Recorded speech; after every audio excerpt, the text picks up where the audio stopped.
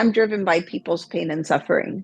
I think that no one should have to suffer and not have help that they need. And I think struggling in life is necessary because it's how we decide what we want, is by experiencing what we don't want. But suffering and not knowing a way out is not necessary. Like I said, I've been meditating since I'm 11, and I don't know how I would have survived this long in life without knowing how to connect internally to myself, and how important it was to connect to others and be a part of something bigger than I am.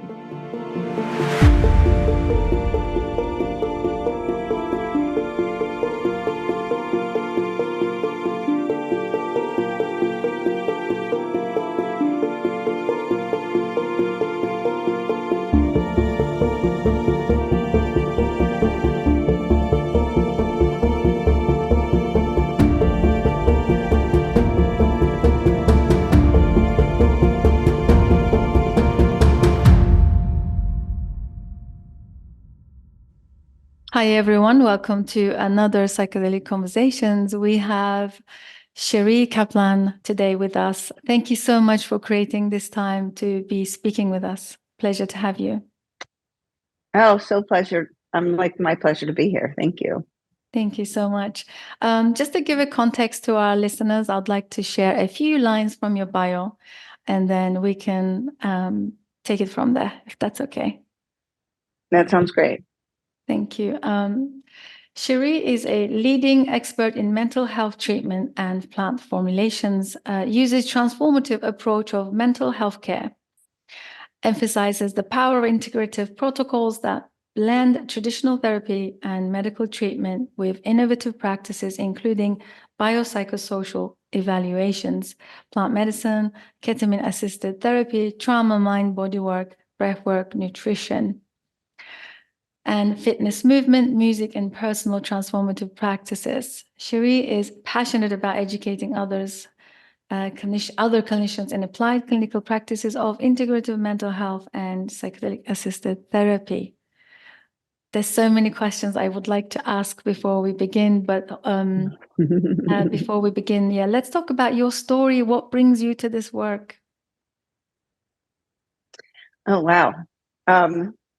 I think what brought me to mental health to begin with was I had gone through a challenge myself in my life, and I got into therapy. And when I got into therapy, I realized that everything in life was a choice.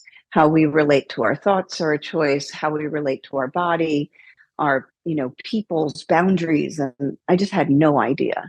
And so that's how I applied to graduate school. And once I became a clinician, years later, my son was born with a central nervous system disorder. And I he had like different things going on in his brain, concrete wise, like there was brain damage in his frontal lobe. He had something growing in mass effect on his hippocampus. He had a movement disorder and a seizure disorder. So he actually presented like he had severe autism, but I knew that's not what it was because I had worked with kids who had autism. So I got my MRIs and EEGs, and we actually found what I just said. And so I wanted to see if I could fire and wire his brain around the areas that weren't working, because he was having a hard time running and coordinating his walking. He couldn't talk. He was like a hand flapping, circle spinning 4-year-old, nonverbal. And so I started studying neuroanatomy to figure out what parts of the brain, what parts of the body could activate what parts of the brain, and to see if I could use sound frequencies to wire around things.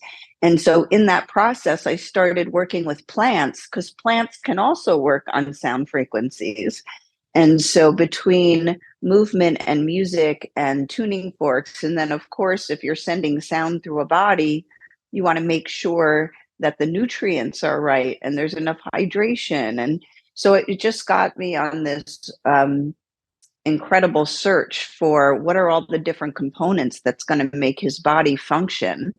And I'd also been meditating since I'm 11 years old. So, and I had my own traumatic injury in my brain when I was younger. So I think the combination of healing myself between meditation and exercise and music and movement and studying neuroanatomy. It just kind of all came together with me. And then the plants to me were like, ooh, I have like a little magic wand to help get the body back into homeostasis, where you use the body's natural ability to self-correct and self-heal. So it was kind of like a whole bunch of different ways that brought me here. Yes, that's so wonderful. Thank you so much for sharing. That's really lovely to hear, because it kind of helps our listeners to connect, because we always love and connect with the real life stories, how people seek and, come to understanding, and also then later teaching and providing these educational resources. So really appreciate that. Mental health is at the moment is the big thing, as you already know, and you're in the space. And what are you seeing? What's happening at the moment? Because if you've been in it for a long time, from previous past to now, and maybe like future predictions, what are we dealing with in your words? So I'm from New York City originally. And so I have my scope of who I worked with in New York City. And I always say that I worked with so many different socioeconomic and cultural groups. And then when I moved to Florida, I moved to a very affluent area. And and yet I was always connected with doctors and helped doctors through their treatment as well. So I would get another diverse population. And my heart really, I have a very big part of my heart is for these children in foster care, because I feel like they are the forgotten people, and they have been taken from their homes. They've been abused or neglected already. And then we bring them into a very broken system. And so I feel like I get to cover the gamut when I help people from all different backgrounds. So um, I will say that we're all dealing with similar things, just different narratives, right? So once the body goes into fight or flight, we all are in the same place.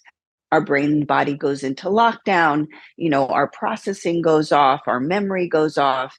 If you stay in that state for a long enough period of time where you either have traumatic or chronic stress, the part of your brain that we call your limbic system, which is where all your senses coordinate together so that your brain can give a meaning to what you're experiencing, that can be overactive. There can be a hyper state. So now there's a hypersensitivity, and your perceptions can be off, your memory can be off.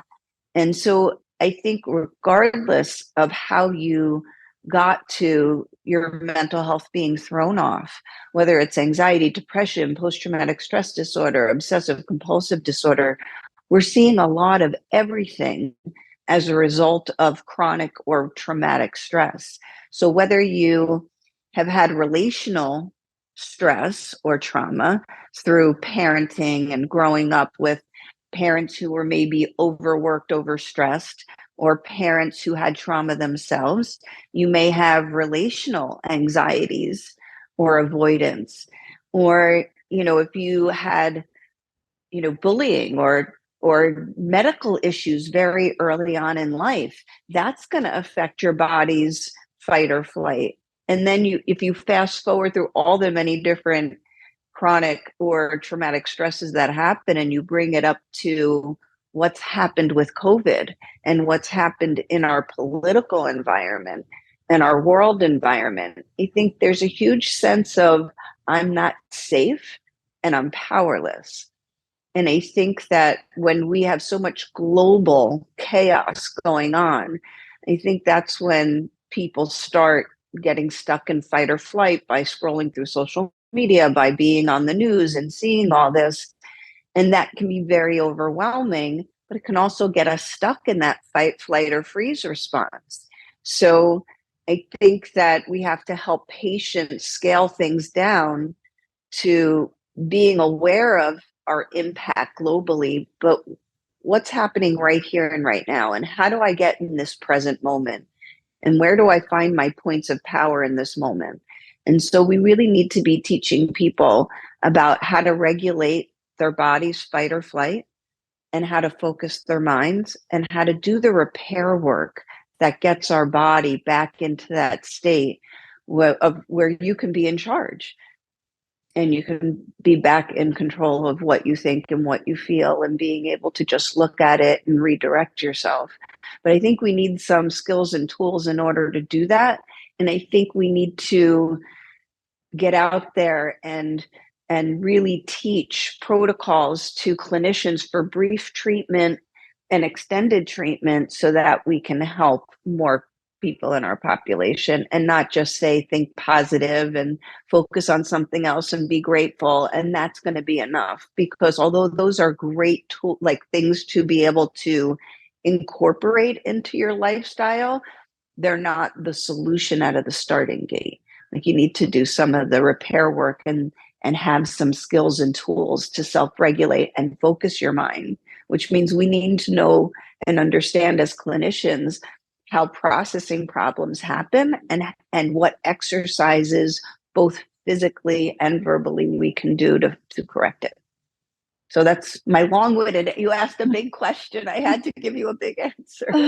Thank you so much. And would you say that it's increasing? It's getting, is it becoming more complex, or is it because we're kind of, because of the technology and the information is being passed very quickly, instantly, we are accessing that, probably why we think it's increasing. Do you think it's always been a problem for the humans to have these mental health challenges from the beginning of time, let's say? Or like some people like to say that, oh, it's because we're becoming more and more disconnected due to the industrial revolution. Therefore, there is an individualization going on and incentivized in ways that wasn't there before. Now we are becoming more like the selfie culture. It's all about me and my world, and that is increasing. Therefore, the mental health challenges are increasing. Would you agree? If you go to statistics, right, the statistics are affected by what's happening in the world also. But I just think very common sense wise, where initially we lived in a very barbaric society, right? I mean, think about centuries ago, like what was going on. You might not have known what was happening past your village, but that could be a very barbaric village. I mean, they were hanging people, they were putting people on crosses, there were witch trials, there's so many crazy things that could provoke anxiety within your village. It's still the relational stresses and what have you. Maybe there was more support, and maybe there was more connection, and maybe that made it more helpful. But I know through the study of Dorothea Dix, way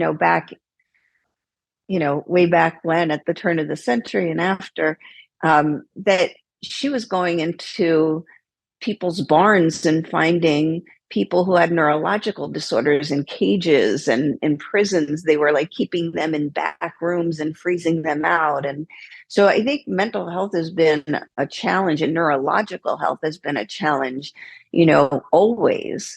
But I think that we're creating more problems with social media. So kids who might not have had problems are, seeing people's fake lives on air. And then, God knows what happens with all of how you can take a video and clip it and change it and create whatever stories you want to create. So I think it's a very confusing time, but I think people are provoking fear and power.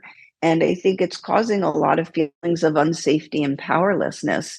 And so I think it probably is more global, and it's not just being reported that way because we're not staying connected in our individual communities, and we're not seeing a realistic sense of interdependence. And I think that's dangerous. Yeah, fully on board with this. Really appreciate that as well, your perspective on it. I always had my own doubts about the medieval times, like the like the history, and also like, let's not be naive to think that the indigenous cultures always had it love and light. And, like, I think maybe it's to do with the capacity that we can discern and understand, how human relations work. And also, the predispositions, right? There is a lot that not really covered in the mainstream where, for example, I love Dr. Basil's the trial or the study they did on veterans where, he would always say, not every soldier comes back with PTSD, and what Right. determines what's going on there, and so on. And I always thought, especially like nowadays, there's a lot of activism going on in the world, like for peace and rallying for like stop the war and everything.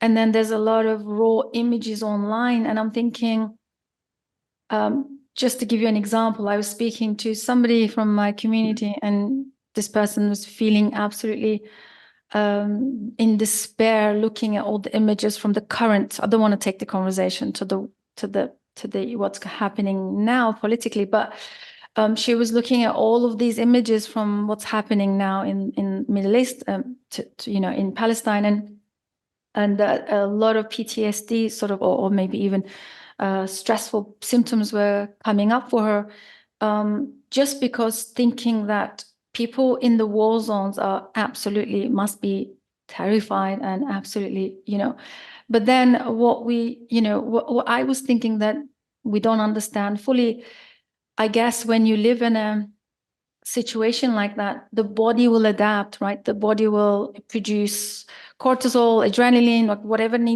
the body needs in order to survive in that environment. And if somebody is over in a Western country in a comfortable couch, looking at these raw images, and their body is not in that state of preparation for because they're not really experiencing, it's not happening over here, but it's happening over another part of the world. I always thought that this can cause more trauma than, I don't know if I'm making this clear, but I think what I'm saying is that sometimes when we're not prepared and we look at these raw images online, we can be traumatized equally, or even, if not worse, dare I say. What are your thoughts? I agree. I think that, when you are in a state of chronic traumatic stress, you adapt and you start learning a new mindset. That doesn't mean you're not getting wear and tear on the body. It just means that it becomes your new normal. I think we all experienced that during COVID. It's like we were shocked being trapped in our homes, but then people started adapting. And, some people felt like, yay, freedom, and other people became more and more isolated, and it became more and more painful. And I think that's where you look at people's predispositions and also their mindset and what kind of attachments they had early on. So depending on how you relate to stress is going to depend on whether that is traumatic or not. So if I'm in a situation that is chronically traumatic and stressful and I adapt to it, and some people will and some people won't, right? So if I adapt well, even though I'm going to be causing damage to my system, staying in that heightened state for that long period of time, it's not as jarring, and people will come out of that, and it's going to be a slow healing process because it became so normal to them. And so things will happen later on as their body gets used to being in a peaceful environment and having to adapt back to a more peaceful environment. So you're like living, like you said, you're in your living room, you have food, clothing, shelter, you're safe. And all of a sudden you're watching these images. That's going to like set you into a fast state of fight or flight. And if you're feeling powerless and you get into this feedback loop of watching and I'm powerless and watching and I'm powerless. That can be just as traumatizing or more, depending on who you are.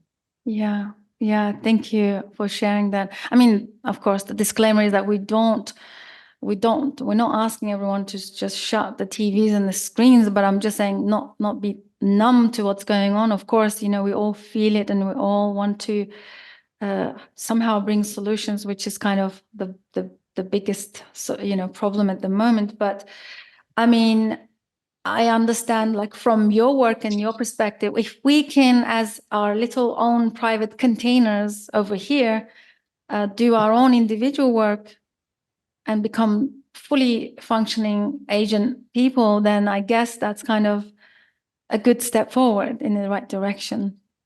Well, I always say we all have a point of power somewhere, right? And if we are a microcosm of the macrocosm, right? So if we're just a smaller piece of a larger planet Earth, then doesn't it make sense that our point of power is to be as contribute to society in the most positive way and use our creativity to expand how we are of service to each other in our communities. So when people feel powerless from watching what's happening globally, I try to get them to come back to their world and where can they make an impact? What parts of the community can they give to? How do they share their gifts? And I say to our older patients and our patients who have disabilities, I'm like, I don't care if you go into Starbucks and hold the door and smile at people and say good morning and please and thank you and value the people that you see. Just look them in the eye and say good morning, or however you feel comfortable connecting. That's bringing about connection and generating, if you will, more compassion and love in our culture and our society. And I do believe that, whatever you focus on expands. And the more we can spread goodwill, throughout our community and our interaction with others and how we share our gifts, I think the more we will have a larger impact globally. Because when people are in fear, they're very impressionable, right? And you can get them to do some really crazy, painful things. But if people feel connection and support and safety and certainty in an uncertain time, and they can start feeling an interconnection in their communities, I think it will be much harder for us to be influenced in a negative way. Yeah, this is so valuable. Thank you so much. Before moving to the plant medicine conversation, if you don't mind talking a little bit about the predisposition for our listeners, if this is the first time they're hearing about what is a predisposition anyway. There is a much larger clinical definition that what I'm going to say, but for the purposes of your audience, like I think we all come to this planet when we arrive as babies, and there are certain gifts we have and certain strengths we have just waking up in the morning, right? There's some people whose circadian rhythms are like, spot on in the morning, and there are other people who are spot on at night. And, interesting that we have hospitals that function 24 hours. You have to, where does your circadian rhythm fit for that? Right. So there are people who are meant to do certain jobs. Like I'm not meant to be an artist, but my daughter can crank insane pieces of art out in 30 minutes. So maybe she's supposed to make the world beautiful and share that in many different ways. And, teach other people how to share that in different ways. And maybe my gifts are about learning neuroanatomy and psychology and how to support someone in learning how to take charge of their bodies and their minds so that they can use their gifts and move forward in life. So then there's the impact on who you are, your strengths, just as an individual before you ever have interaction with mother, father, or lack thereof, or mother, mother, father, father, or, whoever is raising you, your guardians, those connections will then build strengths, or may not. It can cause security or insecurities. So very early on, there's the gifts you come to the planet with, and then there's what happens to you in those first 3 to 7 years of life. And I think there are different markers that different things are more impressionable. So now, as things happen in life, I have certain skills and tools in how I relate to them naturally, or how my attachments early on have impacted the way that I relate to them. So it's really important to be able to, at some point in time in our life, and this is supposed to happen like in your 20s, but it's never too early and it's never too late to start self-reflecting, taking inventory of your strengths, your deficits, your positive beliefs, your negative beliefs, and learning like, ooh, like certain things are not good. Like, I don't believe I'm worthy. Why don't I believe I'm worthy? Well, my connection to my primary caregivers was broken in some way. The trust was betrayed. There was an insecure or an anxious way that I was connected to my parents. So if I don't feel a connection, I will not feel a sense of belonging. And if I don't feel a sense of belonging, I don't feel a sense of worthiness, right? So if other people came along in your life that you felt connected to early enough in life, you could have a sense of belonging somewhere else, and you could develop that sense of worthiness, but you might still have to go back and repair that attachment. So therefore, we need to have a lot of clinicians who understand infancy trauma and nonverbal trauma, and how do we use the brain, the mind, and the whole self to be able to correct and repair that. And what skills and tools do I need in my toolbox as a clinician to help somebody? And how much of this work can be done by myself at home without a clinician? And when is it time to get help to support me in doing some of the repair work and learning some of the tools so that I can move forward in my life? Like, I don't think people are supposed to sit in therapy their whole lives. I think come in, heal, go home, tell everybody else how you got better, you know? But I think that the predisposition and what happens early on in life is there's so many indications, like your learning style, like how you learn matters, and how you take in information matters. So if you have somebody who had an auditory processing problem and then they're traumatized, their auditory system and their auditory memory is going to like really clamp down on them, right? So if you don't understand how to correct auditory processing and you're a therapist, like, that's a problem. Or you need to know like who you're going to collaborate with to help you if you don't know, right? If somebody has, ocular motor issues, so they're born where like both eyes don't focus on the same point, that's going to be very difficult for your brain to coordinate what it is seeing, because even the focal points are two different locations. And what you're hearing, your brain has to coordinate that together. So decoding, organizing, and sequencing information. And now we live in a society, and I don't know how many times I hear in a day, I have attention deficit disorder.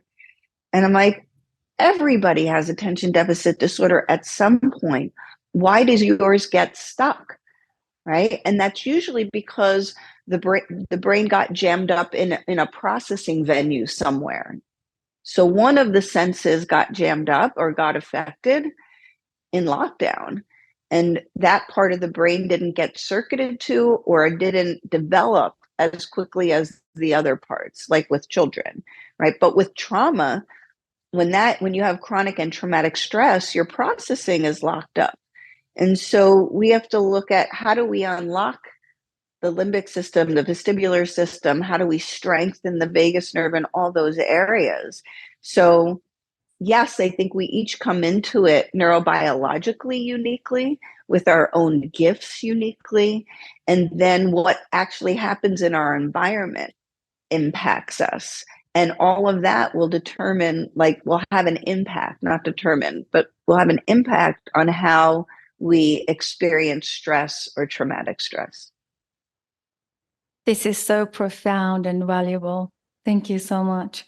And this is a great way to merge into the psychedelic assisted therapy. And I can already feel why it has to be done really well.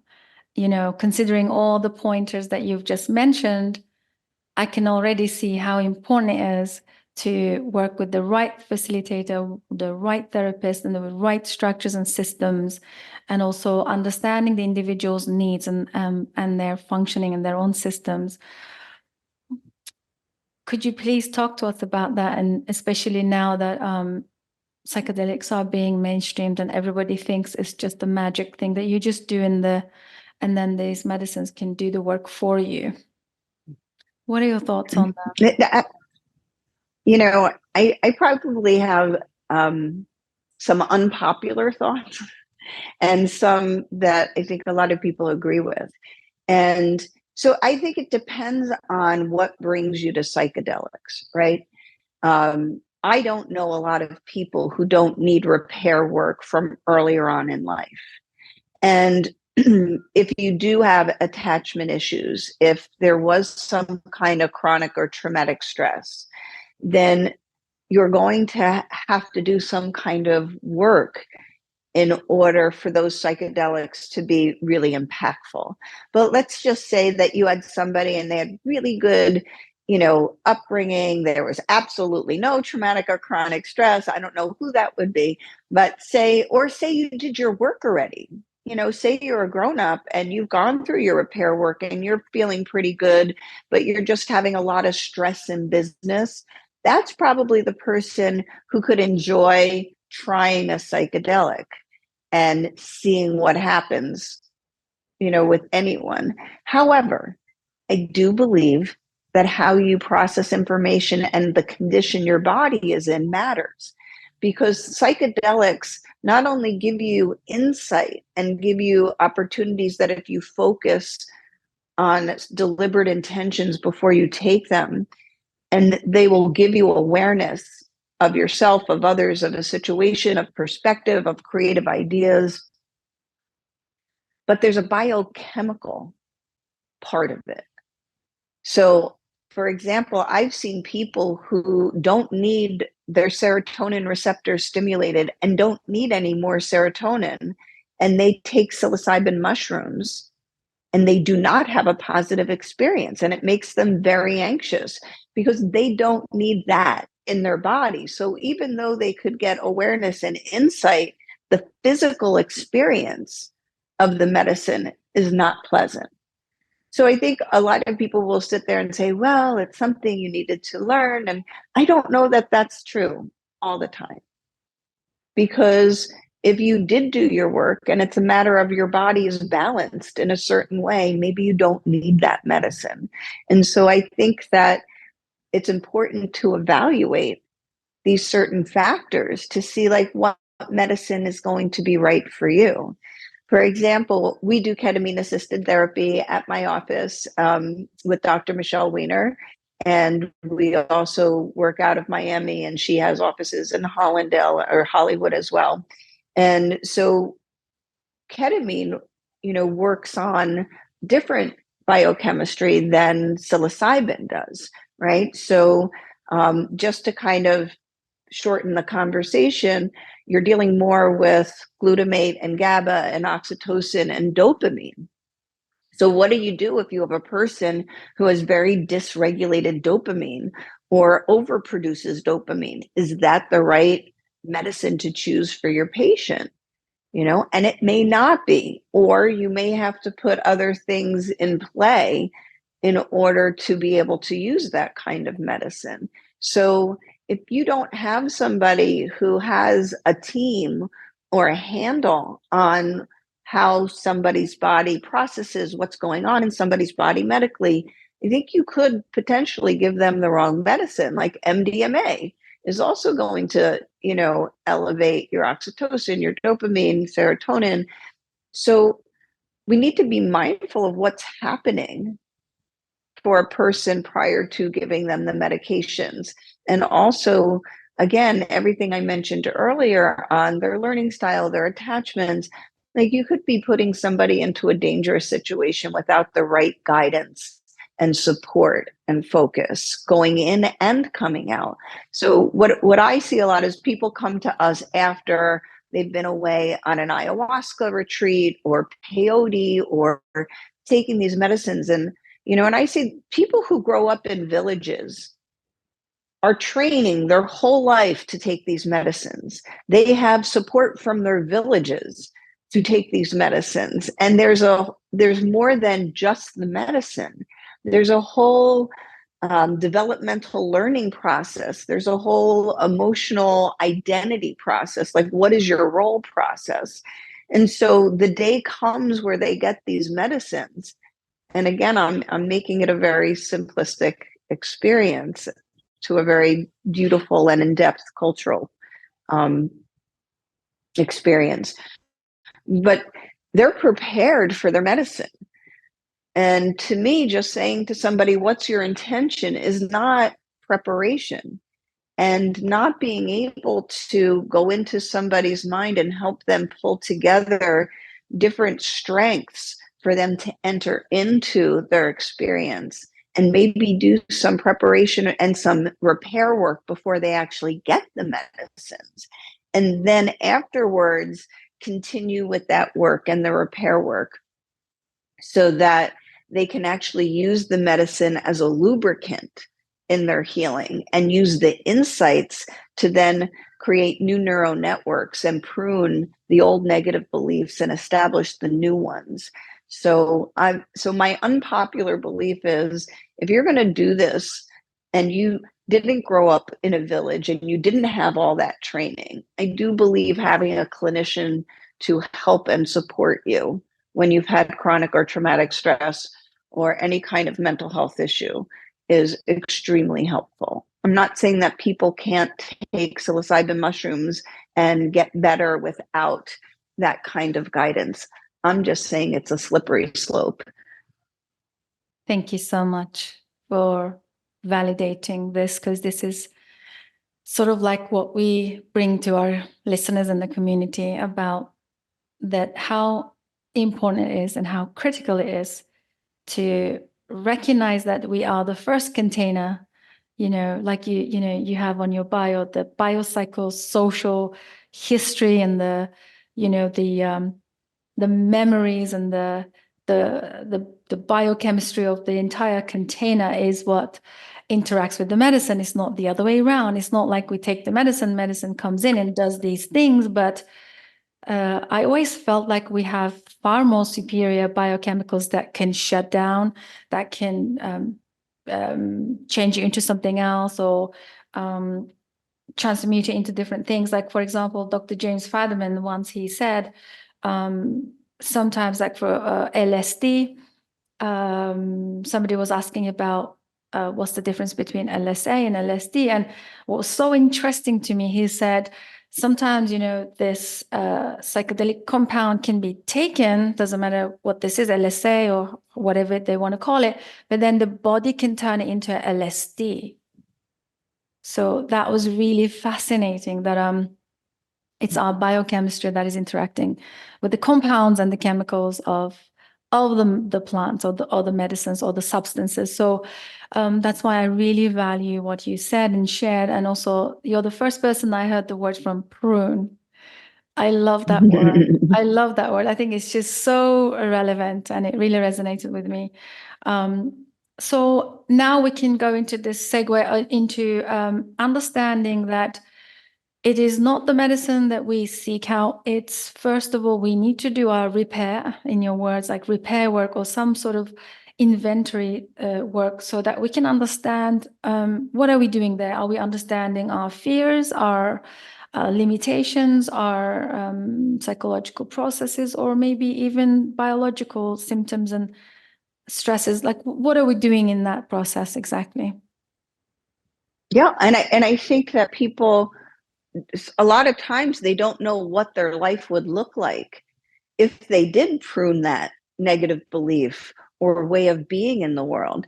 And sometimes what's stopping them is what comes next and the uncertainty of what comes next. So it's not just enough to know what you don't want and what you want instead, which is a very important step to take, though. It's you need to know, like, well, what would life actually be like if you had what you wanted instead? And can you tolerate that? And what does it take to be doing that? And what would that look like? And can you handle that? So now you think of somebody who has trauma and they have processing problems and they can't think through what comes first, what comes second, and what comes third. Because that process, when they look at what they have to do to get to this place, that locks them up. And their brain, which is pretty tightly locked up with all the trauma, can't organize and sequence, right? Which means when I go to look at my day and people wonder, like, why can't somebody when they're depressed just get up and take a shower? Because getting up and taking a shower has many steps to it. And when you have a brain that can't say naturally what comes first, what comes second, what comes third, then you have to teach somebody that process. So until you know what does the person want to release, what do we want to prune, and what do we want to be moving towards instead? And then a lot of times people won't even tell you what they want to move towards because they're too afraid to even think about that. So once you can say, well, don't think about how to get there. Let's just think about, like, what would it be? And once you get that, it's okay, great. And if we were able to get there, would you enjoy life in that way? Right? And then you can say, okay, well, we're going to have to chunk this down into what comes first, what comes second, what comes third. And then people can say, wow, this is possible.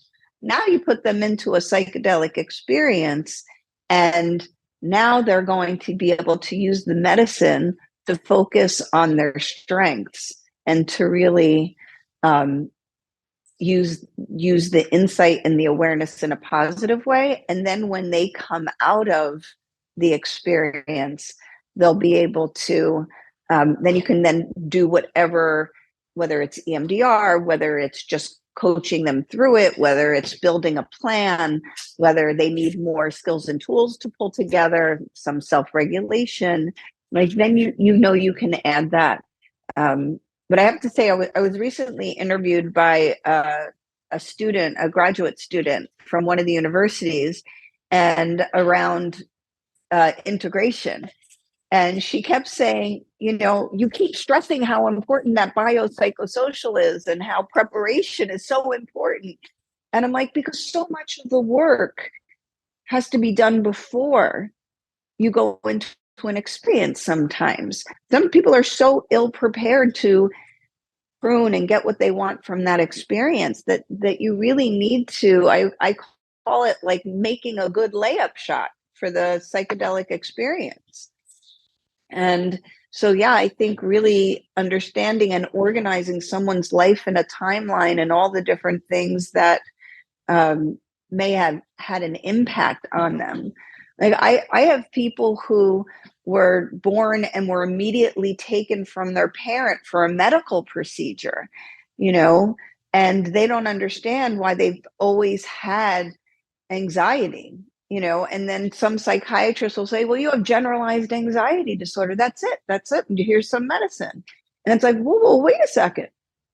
Like, how about let's try to repair this experience that they had, and maybe that will keep the body out of fight or flight. It's like in a nonverbal state of fight or flight all the time, So this is where other herbal plant medicines or cannabis medicines can be really helpful, because if you have chronic anxiety, maybe the solution is let's get your body back into homeostasis using something that's non-intoxicating, but that actually works on the body's natural system, like your endocannabinoid system. All plants work on the endocannabinoid system, which is the system in the body that modulates all your other systems. So you strengthen that with some herbal plants or some cannabis medicines, And it doesn't have to be intoxicating, but you can help your patients reduce their level of fight or flight, and then get in there to get the work done. And then you can introduce some psychedelic medicine to that as well. And you're going to have a really, not, I just think from a pharmacology perspective, you're going to help the person. And then from an actual skills and tools perspective, you have a person who's more available to then teach them the self-regulation tools, what other skills that they need. So I had a man the other day who has severe OCD, and I taught them a really strategic type of breath work. And it was the first time that his thoughts completely quieted. And up until that moment, he felt like he had no hope to get better, that nothing we were going to do, no strategy, there was no ketamine, there was nothing that we were going to do to help him until he could experience his thoughts just completely shut down. And the minute he had that experience, he was like, I'm yours, whatever you want to do with me, just help. And I believe that you can help. So something like being a clinician who understands how to use a certain type of yogic breathing at the right time can be like so impactful. And that's why I believe in these integrative approaches, and understanding neuroanatomy and how to pull it together can be so impactful for our patients. So we really need to advance our mental health system past talk therapy. Yeah, wow, this is so valuable. Thank you so much. Appreciate the wisdom here. Another facilitator I spoke to, very, very powerful in his field of spending 30, 40 years facilitating plant medicines. I brought up the conversation around integration, and he said, if the preparation and the actual session was held and it was done properly, you won't need integration, he said, because it will be integrated instantly during the experience. So that was really powerful. Again, another whole insightful perspective. So I hear you, and I feel like your sharing and your understanding process is potentially the safest way as well. It's a very safe path to come into it. So I think that maybe his comment is true for different types of stresses and distresses, and maybe even some traumatic stresses if you have a single event trauma. But I find with people who have developmental trauma, complex trauma, relational trauma, and several different traumatic events, that the integration does play a role, because you still need to, one experience might not be the healing for everything. Some people come with many different negative beliefs from, feeling powerless through many experiences, feeling safe through many experiences. So I do think that for many people, they do need the integration work, because that includes EMDR, which is you're still pruning. You can get awareness, but you still need to reorganize the system if their brain's been in lockdown for a long time. So although I agree with him for some cases, and I really appreciate the validation of really good preparation, I do think that integration is necessary for many people. Yeah. And I wouldn't want people to cheat out on that. No, thank you for, again, reinforcing. I guess everyone is unique, and everybody will have their own unique needs. Every process will be different for each one. And we all treat different people, right? We all treat different people. So therefore we have different populations who respond differently. Exactly. So he may be talking about certain populations, because it was more like, coming from a more indigenous practices and so on. I'm guessing your integration probably may be different than just checklist of, journaling or doing this, or what does that look like, or what's the process like for you, or what would you say if you were to talk about the integration briefly? So I think that when people are done with their experience, that journaling is really helpful. And I certainly think that when you give them prompts also, depending on who they are and what they need. And for them to journal is really an important part. Being self-reflective after your psychedelic experience is very important. I just deal with people who have, or I treat people and work with people who have either chronic pain and mental health or pretty significant traumatic stresses, chronic stresses. So I, you know, I was told one time that I'm the person that they send people to when no one else has been able to help them. So maybe my population is a little bit more stuck than other people's. And so I use modalities of therapy afterwards, like EMDR, ego state work, internal family. I take some things from internal family systems concepts and I put them together and I use it for the repair work. So a lot of times the patients I see still need repair work. They need pain reprocessing protocols. They need to learn how to master their stress response because their body's still going there on other issues other than the one that we were dealing with for that treatment, for that psychedelic, for that ketamine-assisted therapy treatment. So there is a lot of work that we're doing because, just because you have ketamine doesn't mean your pain's going to go away permanently, doesn't mean your depression's going to go away permanently, because if you haven't dealt with the reason that it got there in the first place, you still have to complete the work. So I would say that that's probably why I have a more active integration, is because people are still actively doing their repair work. Yeah, that makes sense. Again, thank you so much. So I know we're coming to end of our conversation, but there's so many things like and golden nuggets I'm hearing. Like I just want to continue on, and I want to also honor your time. Hopefully, we can maybe have you back in the future and follow your journey, because I feel like when I discover grounded facilitators in the space, like it's like finding a gold mine. That's how I see it. And so thank you for doing the work that you do. One thing that I wanted to speak about is, so now we are seeing a growing number of facilitators in the space for psychedelic-assisted therapy as the countries and states are becoming, or at least decriminalizing psychedelic medicine. Right. So your opinion, what are your thoughts? Because at the moment, there's a lot of discussions around, should every facilitator do their own work before they can serve? And so many like other, perspectives coming up and conspiracies. You can imagine negative sometimes. What are your thoughts?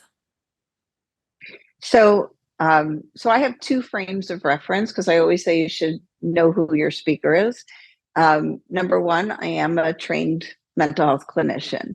And as part of my training in New York City, everyone had supervision. Matter of fact, you couldn't even take health insurance back then. So I've been practicing for like 30 years. So back when I started being a clinician, you had to have at least 7 years of clinical supervision before you could even be able to be noticed by insurance companies to help your patients, right? So to me, clinical supervision is huge because it gives an opportunity for you to share your experience in a session and how to better use yourself. Like in therapy, there's this thing called lending your ego. Well, if you don't know who your ego is and you don't know who your soul is, or your capital self, I know in psychology people like steer away from the word soul, but if you don't know who you are as a person and an individual, I think it's very hard to help somebody and really use all of who you are. And I think the clinical supervision gives you feedback on how you're doing with that and how you could do it differently. But it also gives you an opportunity to hear other clinicians' perspectives and how they're practicing. Like I love to learn from other clinicians, and I love to listen to what other people are doing, because there's a way to take that information and digest it and use it to help your patients. So I think clinical supervision is huge. And I think the other thing is, yes, you must do your work. If you are going to help somebody in their repair and you can't get yourself out of the way and if you have held in resentment or anger, or you have unresolved grief, that's going to be pretty hard for you to help somebody else through, right?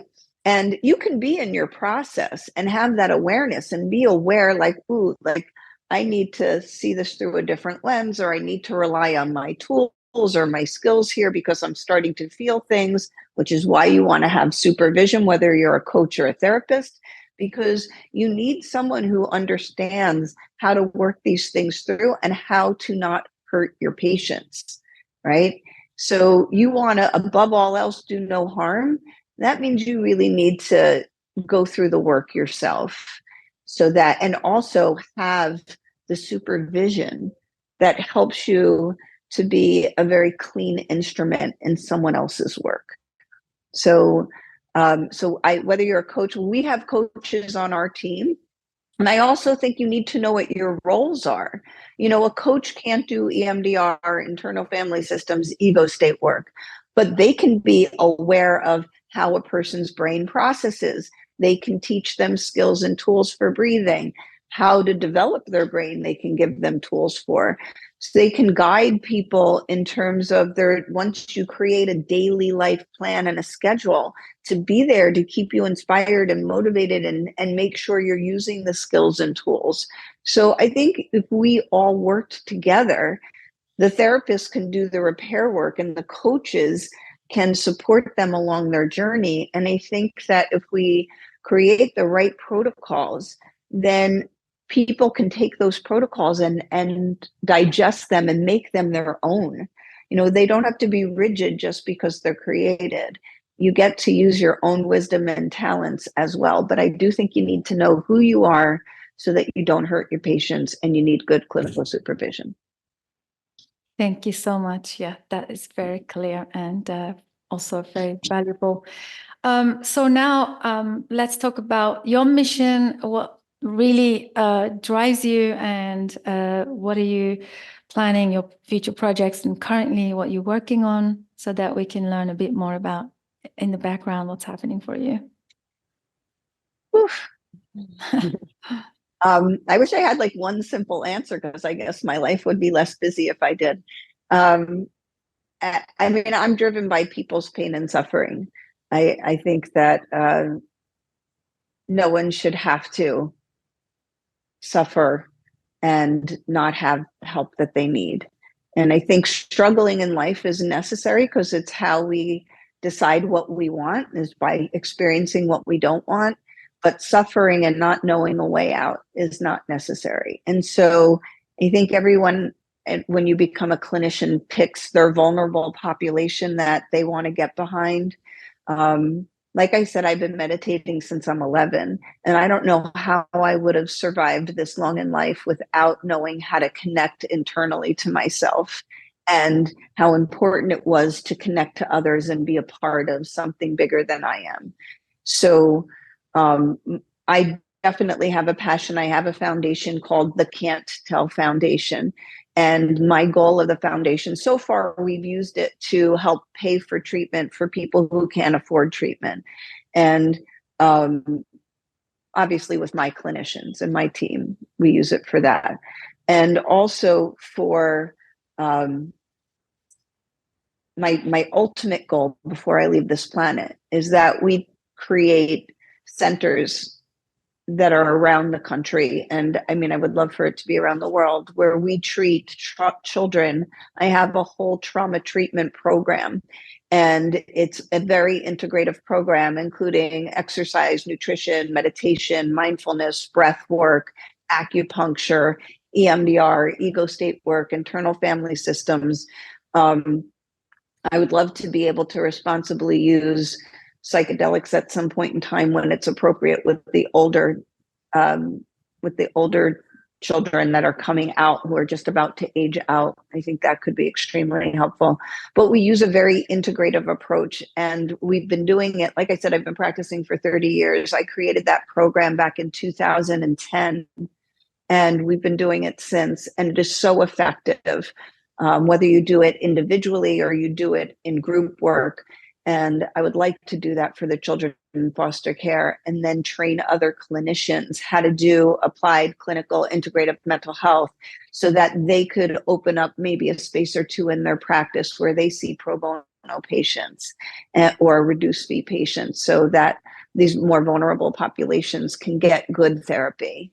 And, so that is one of my goals, is to offer clinicians clinical supervision, which I currently do now. And I do offer trainings in applied clinical integrative mental health, so that people can learn how to do this really thorough biopsychosocial, which includes how people process information and all of the stuff that we've spoken about so far, and learn how to apply that in a treatment plan, and also offer the patients a way of bringing that into their daily lives. So those are my big passions. And my other one is plant medicine. Like I've created over 200 herbal formulas from studying. I've studied with Cornell University in herbal plant medicine, and I've also I study a lot of studies, and that's how I originally started creating compounds that actually support the body in quieting down the sympathetic nervous system and stimulating the parasympathetic nervous system. And so right now I have a line of plant medicines. We've only launched 2 of them, but they're called Shari Bees herbal plant medicines, and you can find them online. But they one is for anxiety, and it really calms the body and elevates, it really calms the body. I mean, people use it instead of taking Xanax. So when people have to travel outside of the country, or when people want to come off their medications, they tend to use this formula, and it's really kind of tasty, and cinnamon and citrus and clove. And we have another one for pain, and that works extremely well on so many different types of pain. And that has more of a spearminty, pepperminty flavor, but it's made of, I want to say, about 10 or 11 different herbal plants. And so it has a unique taste, but in that area. And we've been using them with our patients, and we just haven't really marketed them much, because we've just been giving them to our patients at the center, but they are available online now. And I think it's very helpful, because to have a non-intoxicating way of helping people get out of fight or flight, and do some of their pain management, which doesn't cause any harm to their body, I think can be very helpful. And I'm very big into how we use cannabis responsibly, and dosing, and as a dosable medicine.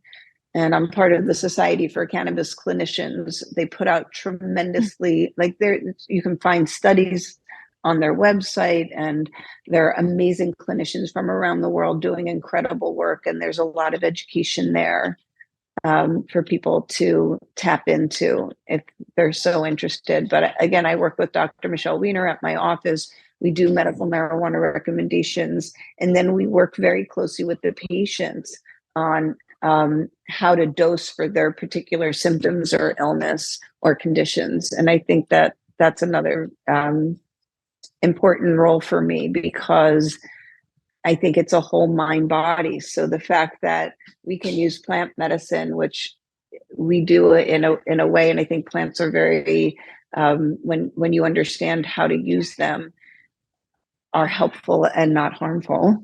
And to be able to work with nutrition and fitness, and all of the integrative approaches along with the therapy protocols that we do, we can really make a significant impact for our patients in them taking charge of their health and well-being. Wow. Thank you so much. Thank you so much. This is so valuable. Yeah, you truly do carry the flag for the integrative and all encompassing, processes for the whole human, looking at the person as a whole human, and bringing everything together, as many things as possible, help them. Thank you so much. This is very, very valuable. Well, thank you for having me, and it's a pleasure talking to you, and would be happy to come back anytime to talk about any one of the areas that we discussed today.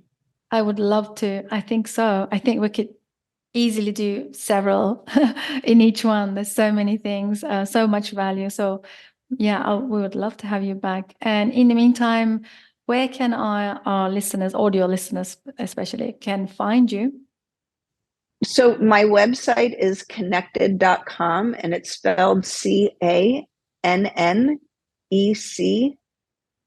as in Thomas, D as in dog. So at connected.com. And that is our social media as well, is at connected. So it's just connected.com, or at connected is, you can find our social media there. That's brilliant. Thank you so much. And we'll have everything in the show notes. I will have all the links and also your products and everything that our listeners may be interested in. Again, thank you. It's a pleasure. It's been such a pleasure getting to know you. Same here. Thank you. Thanks everybody for joining us. Hope you guys enjoyed this session, and please do comment, share your experiences, ask a question. Don't be shy, and I will see you on the next one. Bye for now.